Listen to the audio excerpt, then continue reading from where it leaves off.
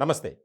త్వరలోనే రాజ్యసభ సీట్లు ఒక 3 ఖాళీ అవుతున్నాయి. దానికి సంబంధించి వైసీపీ అభ్యర్థులను ఖరారు చేసినట్లు మనకి సమాచారం అందుతుంది.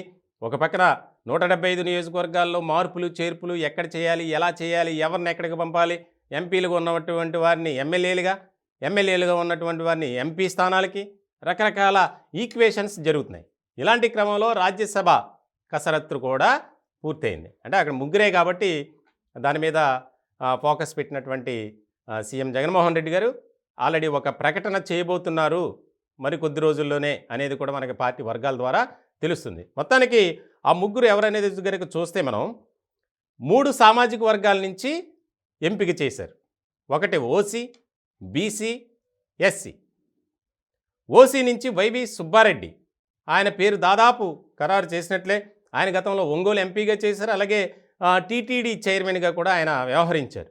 ఇలాంటి క్రమంలో పార్టీలో కూడా నెంబర్ 3 పొజిషన్లో వైవి సుబ్బారెడ్డి ఉన్నారు. దాదాపు ఆయన అభ్యర్థిత్వం ఖరారు అయినట్లే ఓసీ నుంచి. అయితే బీసీ సామాజిక వర్గం నుంచి ఆరణి శ్రీనివాస్, ఆయన చిత్తూరు ఎమ్మెల్యేగా ఉన్నారు, ఆయన్ని కూడా ఎంపిక చేసింది అధిష్టానం. ఇక ఎస్సీ సామాజిక వర్గం నుంచి గొల్ల బాబురావు, ఆయన పాయకరావుపేట ఎమ్మెల్యేగా ఉన్నారు ఇప్పుడు ప్రజెంట్. ఈ ముగ్గురిని పెద్దల సభకు పంపించాలి, రాజ్యసభకు పంపించాలన్న ఆలోచనతో ఒక నిర్ణయం తీసుకున్నట్లు కూడా మనకి సమాచారం అందుతుంది. మొత్తానికంటే 3 సామాజిక వర్గాలు, 3 ప్రాంతాలు, ఓసీ, బీసీ, ఎస్సీ, అలాగే ఉత్తరాంధ్ర, కోస్తాంధ్ర, రాయలసీమ. గొల్లబాబురావు గారు ఉత్తరాంధ్రకు సంబంధించినటువంటి వ్యక్తి, ఆర్ఎన్ శ్రీనివాస్ రాయలసీమ, వైవి సుబ్బారెడ్డి కోస్తాంధ్ర.